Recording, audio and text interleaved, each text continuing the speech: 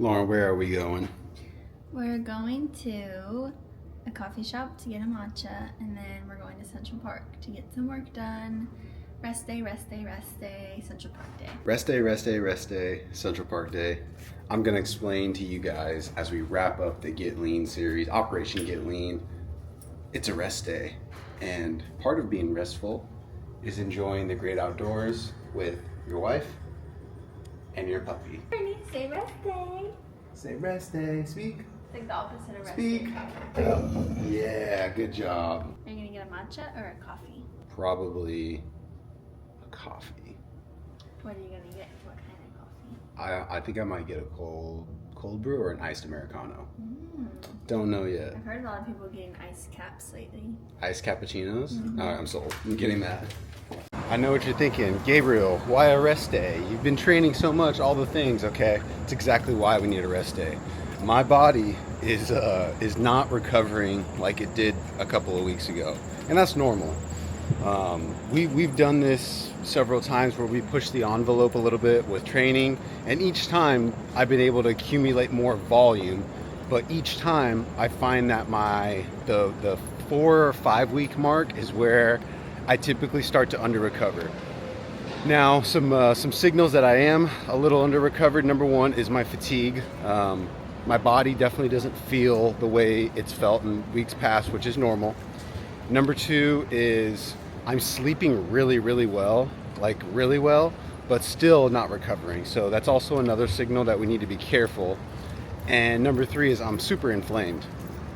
The markers that we look at for assessing if metabolism is an issue or if something like that. So like sleep is something that we look at. I'm good on sleep.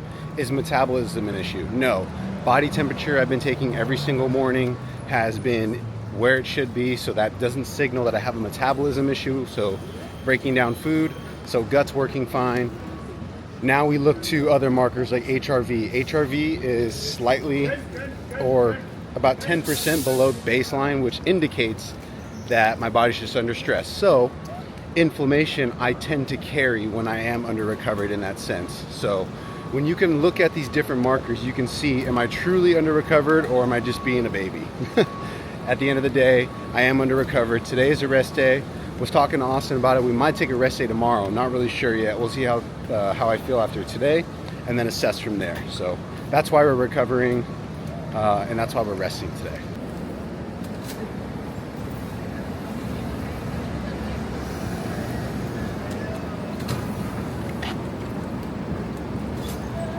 Taste test. It's so good. I got an light ice matcha with almond milk. It's really, really good. Okay. And then you got an iced cappuccino light ice. Heaven. Birch.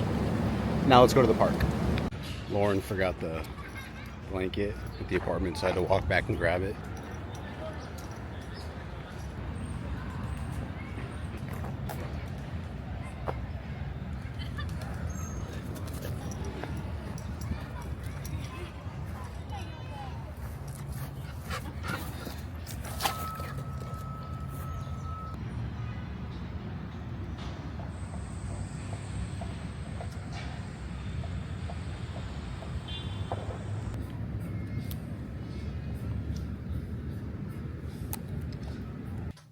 What's up? We are about to head to Massages, couples massage. I just farted. Does it smell? Ew. But couples massage today. Nice little rest day routine. It's going to be awesome. Actually pretty inexpensive for the both of us. We had some extra cash laying around, so we're just going to use that for that. And then we're going to come back. I've already got our dinners all prepped out and ready to go. So when we get back, I'll just heat them up. We'll shower, all the things. He's so type A, it's crazy. It's crazy. I'm not going to take the camera, so I don't have to worry about maneuvering with it, but we're about to leave. If you made it to this part of the video vlog. Wait. Yeah. If you made it to this part. If you made it to this part of the video vlog, comment down below a green emoji. And we'll message you on Instagram if you win, comment your Insta these free case of Alani's. You like that idea? No, because I have to pay to send it. It is Friday. Last time I talked to you, I was going to get a couples massage with Lauren. Let me just say, number one, that changed my life. That was so good. The people that were working on us, they kind of like mixed in a deep tissue / regular massage, and they could really tell where the spots that were tight. So my neck was pretty tight, my lower back and my hips were tight, so they worked on that quite a bit, and it just felt so good, man. They really did good on the hamstrings, all the things. It felt amazing. So I really just wanted to wrap up this Get Lean series because we're about to head into the Hyrox season 2026-2027. And the whole idea of this Operation Get Lean was really just to shed some body fat, which I did. I definitely feel like I did. I was trying to get back into that one place to do like another like reevaluation or something like that, but they just didn't get back to me in time. So it is what it is. It's all good. But I think, subjectively, I can tell that I lost some body fat. I don't know how much. I wish I could be able to measure that, but the weight got down to 186-ish. So we lost about 4 pounds. Right now I'm floating about 187 to 190. And the big thing is that my inflammation is just higher, man. In this series, we've been like really getting after it with training, anywhere from 12 to 15, I think as high as 15-hour training weeks, which is a lot. That's a lot for me. And I look at like a lot of the people in the sport, and this is why you can't compare your training to other people's training, is a lot of guys, the elites or whatever, they're doing 20-hour weeks.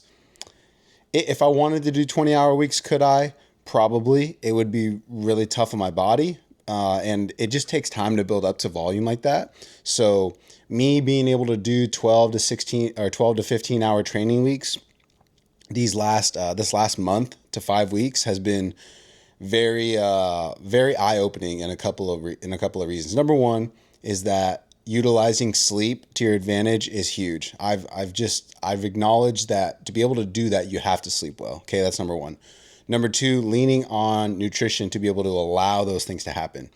It definitely helped. I could tell that I was starting to look there's a difference between getting lean and looking depleted. So looking depleted usually means that you look like you've lost weight, but you look kind of like just there. You don't really look good.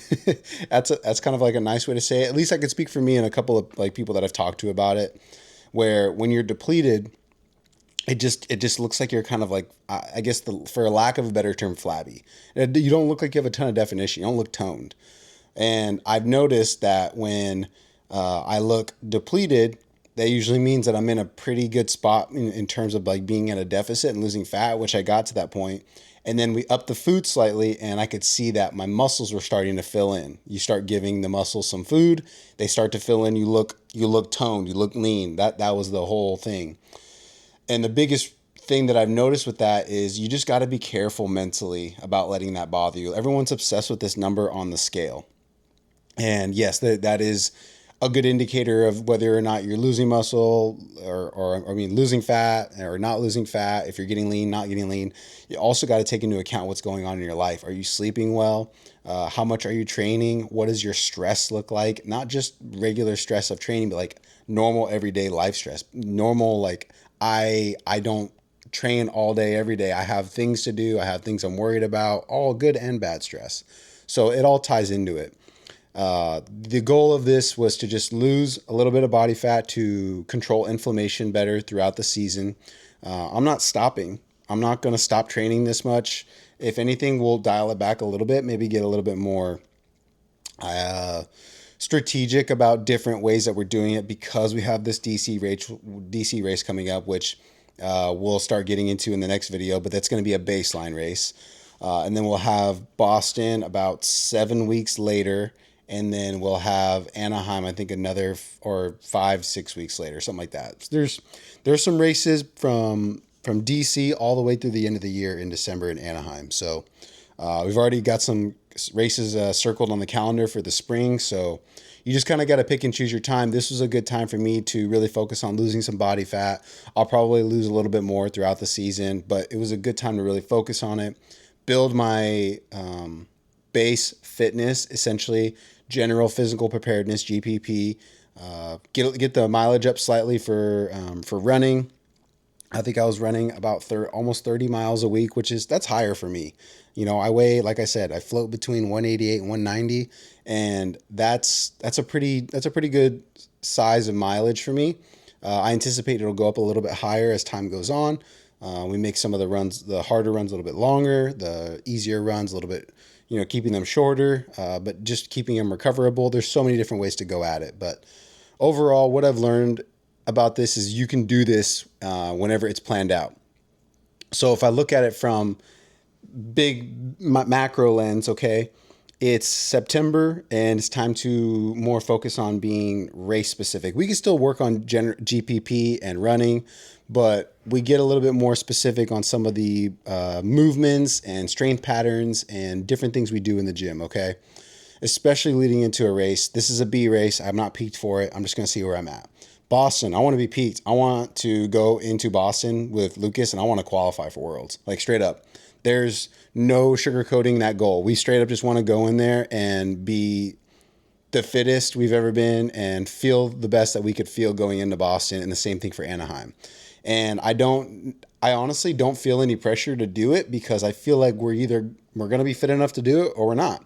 I think we've put together enough base phase fitness building to be able to express that fitness really, really well to peak for Boston, and then for me to peak as a solo racer in Anaheim.